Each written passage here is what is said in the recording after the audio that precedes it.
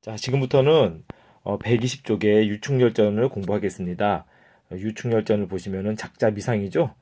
이거는 조선시대에 쓰여진, 그것도 조선 후기에 쓰여진 소설이에요. 그래서 이 소설은 약간 좀 어떻게 보면 황당해 보일 수 있는데, 이런, 고전 소설 읽으면요, 또 새로운 재미도 있습니다.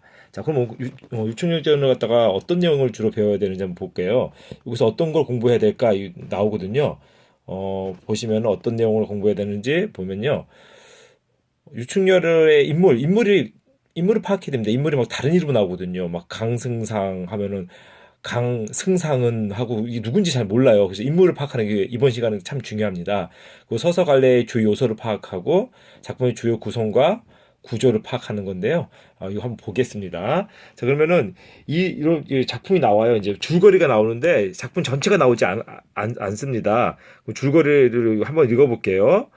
앞부분의 줄거리 보면요. 명나라 개국공신의 자손인 유심은 늦도록 자식이 없다가 부인 장씨와 형산의 치성을 들이고 신기한 꿈, 아주 신기한 꿈을 신기하고 이상한 꿈을 꾼 뒤 마침내 아들 충렬을 얻습니다. 충렬은 천상계의 신선인 자미성. 충렬이 뭐라고요?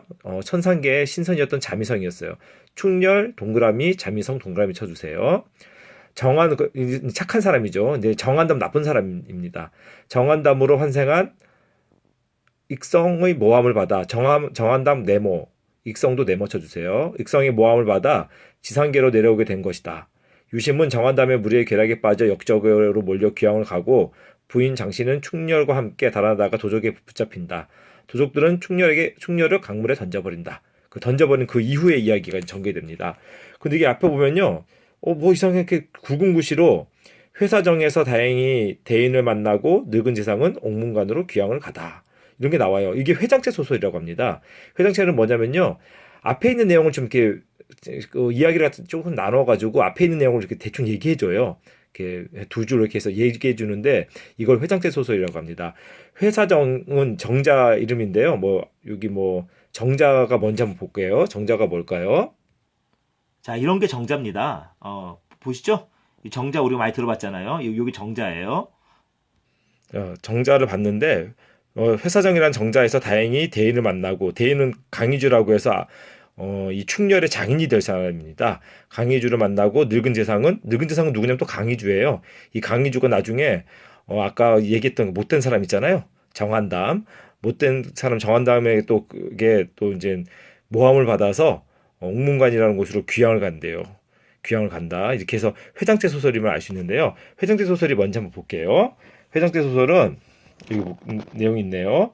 내용이 일관된 긴 이야기를 토막으로 회로 나누어 소설한 소설.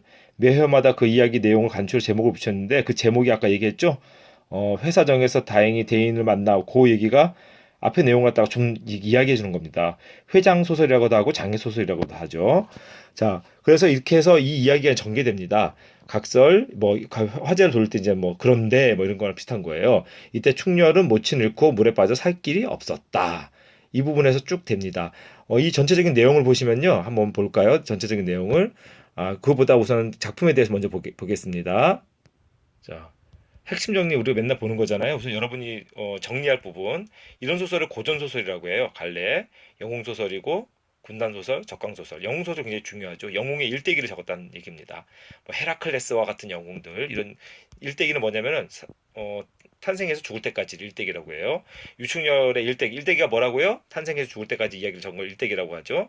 영웅적이고 비현실적이죠. 전기적이라는 것은 이 전기적인 것은 도수를 부리고 이런 걸 전기적이라고 합니다.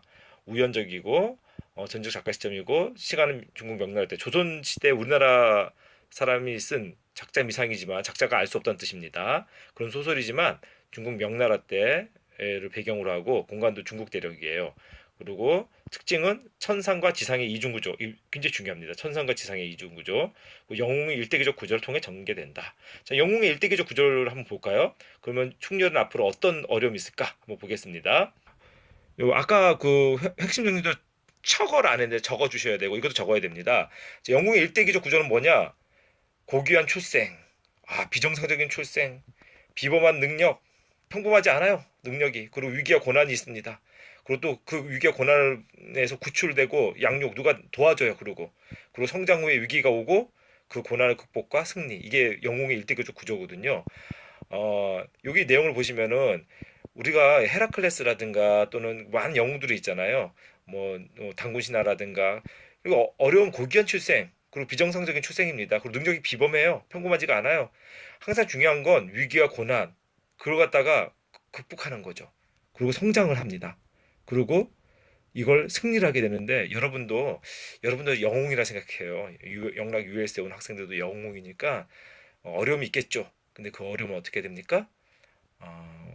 성장을 해서 고난을 극복하고 승리하겠죠. 자, 개국공신 자손인 유심히 아들 태어났는데 유충렬이 부모가 형상에서 치성하여 신기한 꿈을 꾸었고 천상세계에 적강이라는 것은 지상으로 내려온 이라는 뜻입니다. 천상세계에서 지상세계로 내려온 천상인으로 비범한 능력을 지녔고 간신 정한담 최유기의 박해로 집안이 패망했고 강승상을 만나 사유가 되고 노성을 만나 돛을 배웠고 정한담의 반란을 국가 위기로 맞췄지만 그 반란을 평정하고 가족을 만나고 정한담 일당을 물리친 뒤 부귀영화를 누렸어요. 자, 여러분도 영락 US에서 혹시 어려움이 있습니까? 그러면 그거를 극복하고 승리하는 여러분이 되었으면 좋겠습니다. 자, 영웅의 일대기적 구조 이게 바로 이 작품의 특징입니다.